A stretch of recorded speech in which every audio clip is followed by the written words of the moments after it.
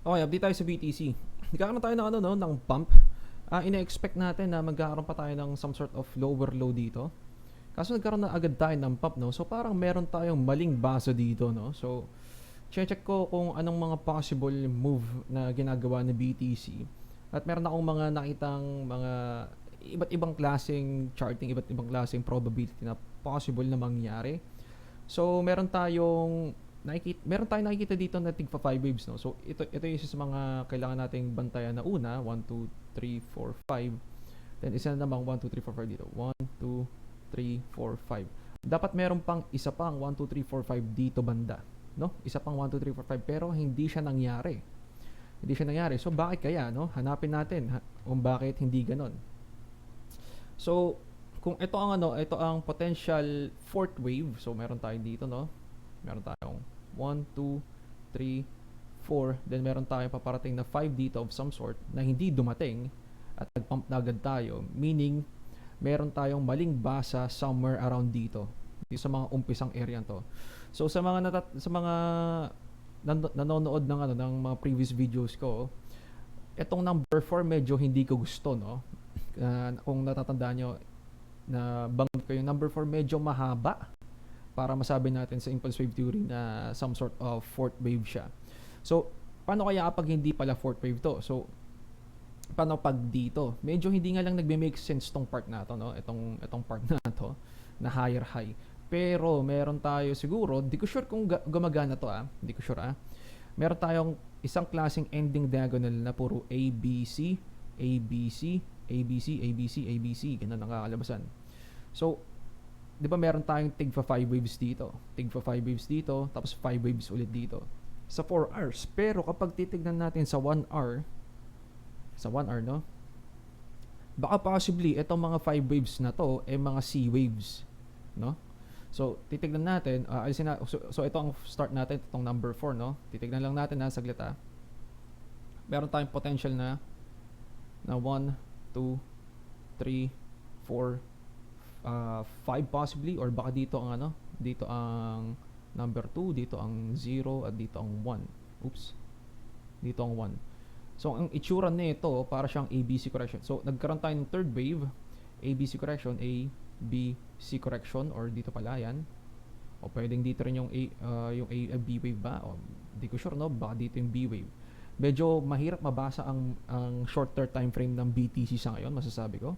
Kasi marami tayong parang mga parang pwede ba to, o depende rin ba na ganito, di natin sure, no. So meron tayong potential na ang kakalabasan, meron tayong A B C. So meron tayo dito, no, A B C dito. So unang wave, 1 wave, 2 wave. So ganito ang itsura.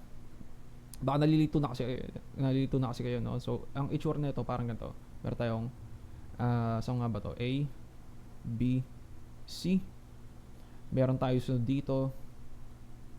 Makikita natin A B C. Mapapansin din natin 5 wave counts to. So meron tayo dito 5 wave counts nung una, no? 1 2 3 4 5. Possible din kasi na ganito yan, na meron tayong 1 2 3 4 5. So meron tayong extra dito. So ano kaya meaning nitong extra to? Baka A wave yun, potentially, no. Then mag-aaroon ulit tayo ng ABC dito, ABC of some sort, ABC. O baka ganito yung ABC, no. Zoom in tayo na onte.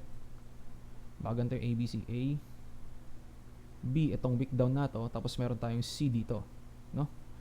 Then isa pang ABC ulit dito. Mapapansin ulit natin, mukha na naman tong 5 waves sa mahaba, no.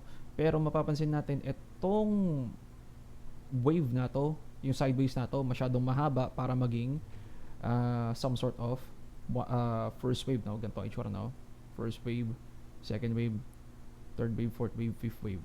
Medyo mahaba tong area to, no. So possibly baka ganto lang to. Meron tayong some sort of mali, ito, some sort of A wave, B wave, at C wave ang kalabasan. Then sa C wave na to, meron naman tayong 5 wave counts. Makita tayo na some sort of 1 2 3 4 5. So mukhang meron, no. Mukhang na gantong klaseng itsura. So kung bibilangin natin yan in total, dapat 5 waves in total to. Okay? Na pabagsak. 5 waves in total. Ang problema dito sa ABC na to, medyo hindi ko sure kung possible ba to, pero meron tayong mga tinatawag na mga flat correction or expanded flat corrections. Kung titignan natin sa line chart to, mukha tong expanded flat line chart. Meron tayong A wave dito, yan, A wave, B wave, C wave. Expanded flat correction. Okay?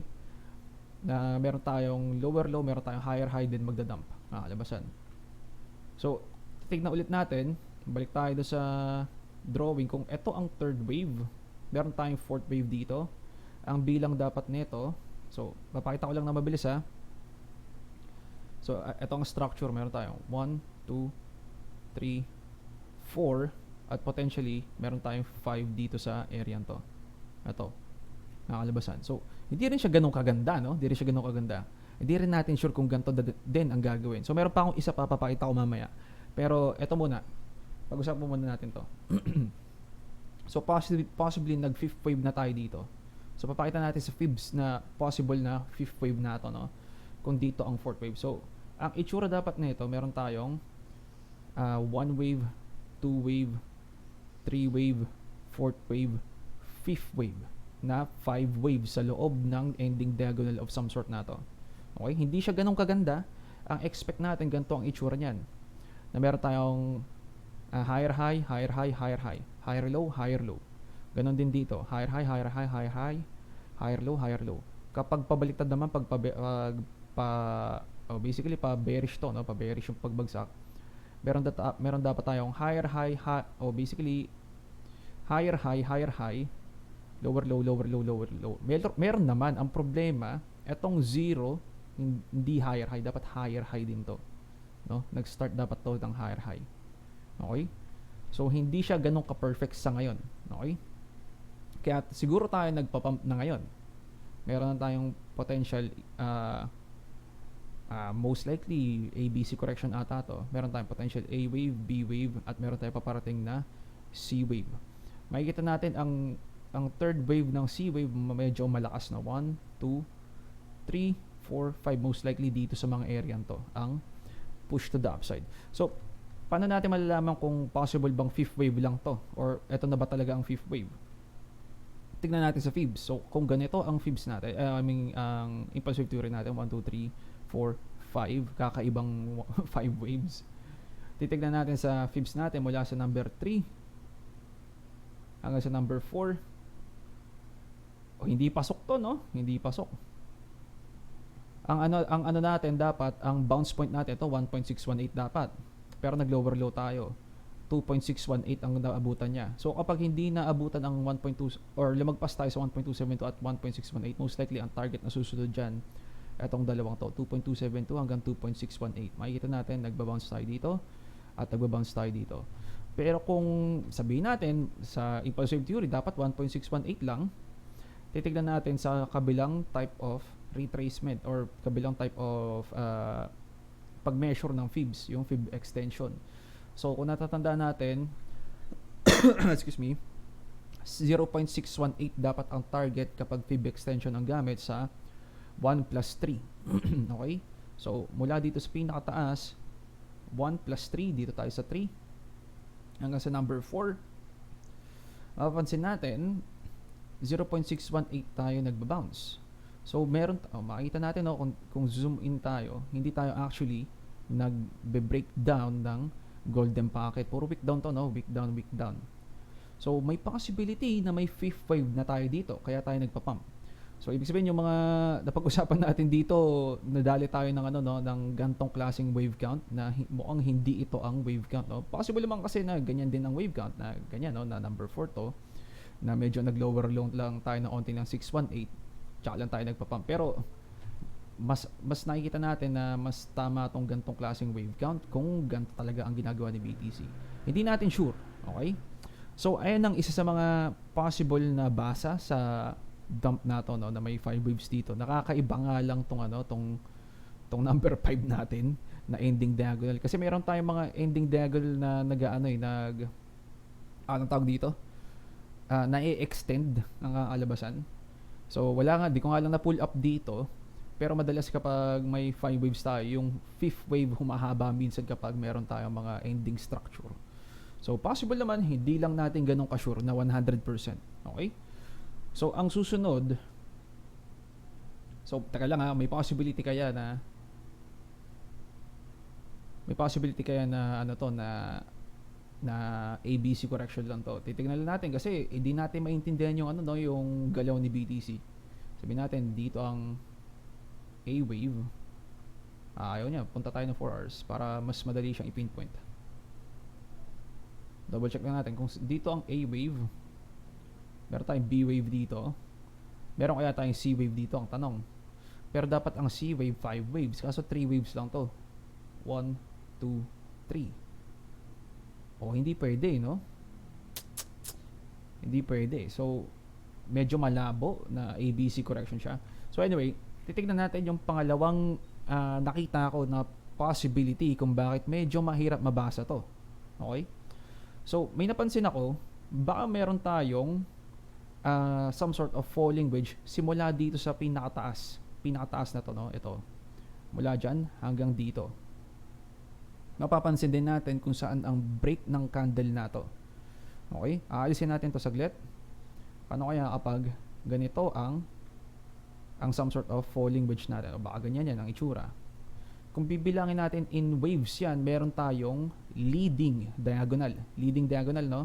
Ganito rin ang itsura ng ng leading diagonal. Pwede rin matawag tong ending diagonal. Depende kung saan siyang structure nag-umpisa or nag-end. So basically, kapag paumpisa ang dump, leading diagonal ang tawag dito. Leading diagonal.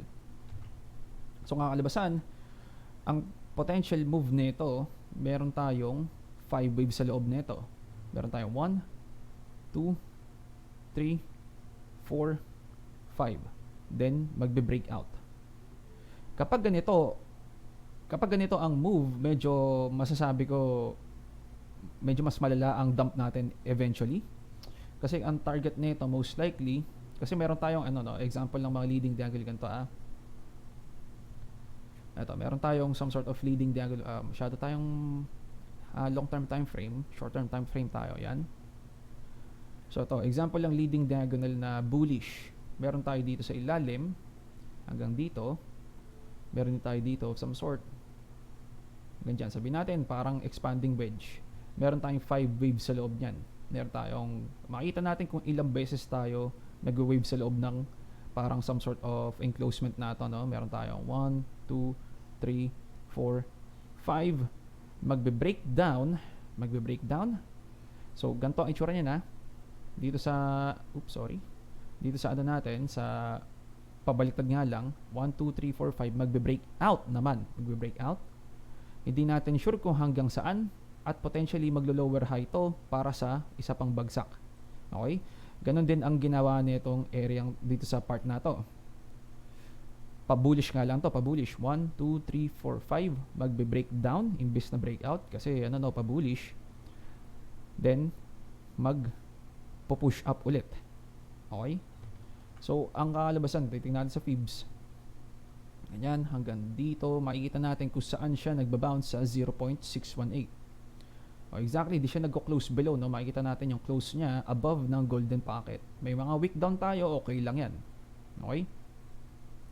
So, may expect natin dito sa part na to, kung bearish tayo at meron tayong actually leading diagonal falling wedge dito, makikita natin, no? Kung zoom in tayo ng daily, napakaganda ng structure na to. Napakaganda ng structure na to, no? Na almost perfect tong structure na to in terms of candles, no? Makikita natin, meron tayong basically dito yung 1, 2, 3, 4, 5 breakout. At ang kinakalabasan, kapag nag-pump tayo, ang pinaka-target nito most likely sa 0.5 at 0.618. So, makakabalik tayo potentially. Ganun pa rin naman ang targets natin, no? Sa etong high na to, makakabalik tayo dito most likely. Kung medyo higher targets tayo, dito tayo sa 0.618 sa 45k area. Okay?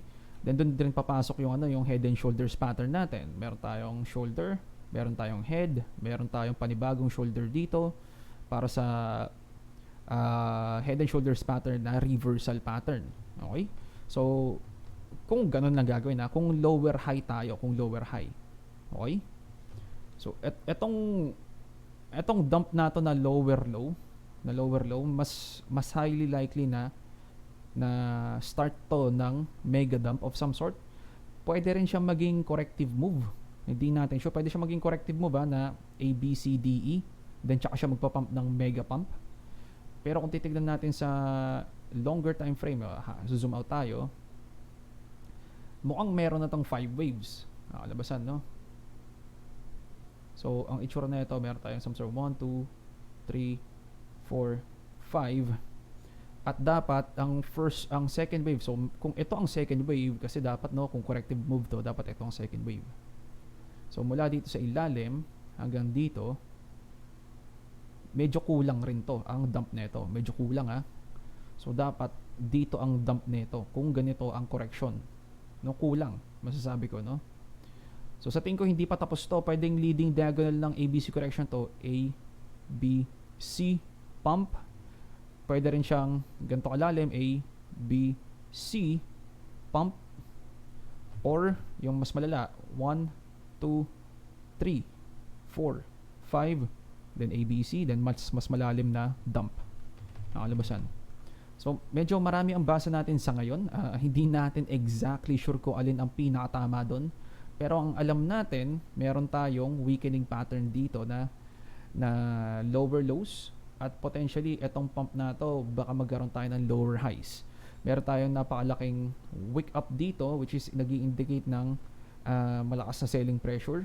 Meron tayong napakalaking candle dito, indicate ng engulfing candle, which is basically malakas na selling pressure din. Tingnan nga natin ang volume natin saglit. Ang volume natin dito, meron tayong most likely valid na some sort of falling wedge, no, na some sort of diagonal. At itong break na to, ito makikita natin yung break na to, mahina, mahina itong break na to. Tingnan natin sa 4 hours actually, kasi daily pa to, no. Okay lang naman, pero hindi siya ganong kalakihan para masabi natin na malakas na type of break to. Makikita natin malalakas ang candle dito na volume, malalakas ang mga volume. Ang break na to medyo hindi ganong kalakasan. Titignan natin kung compare natin dun sa example natin. Sorry, hindi yan dito. Sa example natin dito, yung breakdown nito. Okay, yung breakdown nito, no? Kung malakas din ba siya. Pansin natin, malakas ang pump dito, medyo malakas ang pump. Pahina ang pump nito, no? Pahina ang pump nito. Tapos ang final pump natin dito, mga ganito lang, no? Tapos yung breakdown nito, almost kasing laki niya lang itong mga pump na to. So nakaharang kasi itong mga uusog natin to the right, yan. Itong mga pump na to, almost kasing laki niya lang tong dump na to. Which is nag-i-indicate na hindi siya backed up ng volume para mag-break to the downside the lower lows. Okay? Kapag ganito, no, medyo magkakamuka. Hindi siya ganong kalakasan ang labasan. So dito sa area to, punta tayo ng 4 hours. Yan. Yung mga dump nito, so ito medyo may malaki tayong dump, no. Sabihin natin yung mga average dump. So ito tsaka ito, no, banda dito siguro ang dump natin. Hindi siya ganong kalakihan kumpara dito sa mga pahinang dump nato, kasi dapat pahina tong dump nato kung nagkakaroon tayo ng falling wedge, no. Makikita natin high, lower high, then magkakaroon tayo ng maliit na break dito, no. So mas highly likely na magkakaroon tayo ng recovery na mahina. Okay? Ayun lang ang nakikita ko, no? Hindi natin sure, pero mukhang dumadating na yung inaabangan natin na recovery para magkaroon tayo ng basically recovery para bago mag-dump ulit, no? Kakalabasan. So ito yung nakikita kong structure sa ngayon na mas likely na mangyari imbis na yung dinrawing natin na napaka-komplikado. Kasi most likely ang mas hinahanap ng mga tao dyan yung mga mas simple. Ito mas simple to, no? Mas simple. Makikita natin sa daily, mas marami nakatingin sa daily rin. Most likely ito rin ang tinitignan na structure or basically na pattern. Okay? So So meron tayong 5 waves dito na nagkaroon tayo ng 1, 2, 3, 4, 5. At ganun din yung itsura nito na 1, 2, 3, 4, 5. Pabaliktad nga lang sa BTC sa ngayon, 1, 2, 3, 4, 5. Hindi lang natin sure kung 5 waves ba siya na 5, 3, 5, 3, 5 or 3, 3, 3, 3, 3. Ito yung ABC, ABC, ABC, ABC. Basically, puro number 3. So ito, pwedeng ano lang to, no? O, pwedeng tigtatatlong. Kaso mo kung tigpa 5 waves talaga to, no? O, kasi dito sa part na to, no, mukha tong may 5 waves, 1, 2, 3, tapos meron tong sa shorter time frame, meron tong push down, push up, push down pang isa pa dito. Then dito makikita natin, meron tayong 1, 2, 3, 4, 5 of some sort. Meron na naman tayo dito 1, 2, 3, 4, 5. Papansin natin meron tayong mga 5 waves. So mukhang ano to, no, 5, 3, 5, 3, 5, which is hindi naman ganun ka-importante kung 5, 3, 5, 3, 5 siya or 3, 3, 3, 3, 3. Basta ang alam natin, meron tayong potential leading diagonal dito na nakikita natin yon dito sa reversal na to, no? Dito sa part na to. Nakikita natin to dito. Basically, meron din ata dito. Meron din ba dito? Hindi. Impulsive talaga to, no? Push down talaga to. Push down.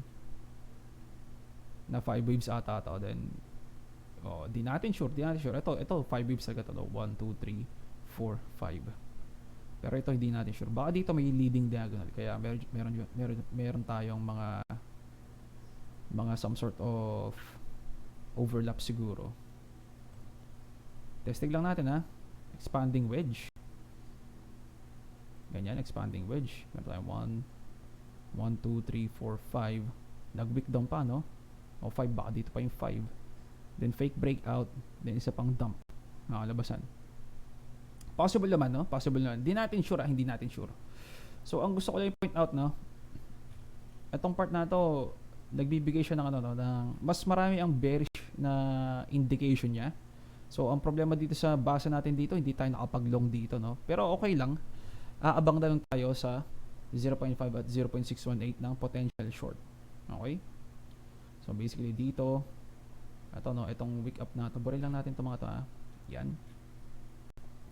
Meron tayong level dyan na medyo nahirapan tayong i-break. Nahirapan tayo i-break. So, ito, no? Itong area to. Yan. Potentially mag-push up tayo dito. At kung higher targets, meron pa tayong resistance of some sort dito. Mga banda, o baka banda dito, no? Yan. Ayusin natin to para makita lang natin maigi. Dito na natin lagay. Yan. So, meron tayo dito some sort of resistance sa ngayon na ginagamit natin. Support last time. Ngayon na breakdown natin, may expect natin meron tong resistance dito. Okay? So ilang siguro update natin. Tingnan natin ang S&P. ATH malakas. DXY umihina, no? So sa paghina nito, nagkaroon siya ng chance BTC mag-pump. Makita natin, nagkaroon ng chance mag-pump, no? So dapat ganun ang ginagawa ni BTC kapag nagda-dump si DXY. Lalo ang ganun din sa sa S&P 500. Kapag nagpa-pump sa S&P 500, dapat si BTC nagpa-pump rin. So, nasa naman, in sync pa naman sila sa ngayon, no? Mga last time hindi sila in sync, no? Pero ito nagiging in sync na ulit. Pwede natin ma-expect ang potential meron tayong A, B, then baka baka some sort of 1, 2, 3, 4, 5 na to. Hindi natin sure. Pero, aabang tayo dito sa 0.5 at potentially 618 area or basically yung golden pocket. Kung magre-reject siya. Kapag hindi, syempre, higher targets talaga yan, no?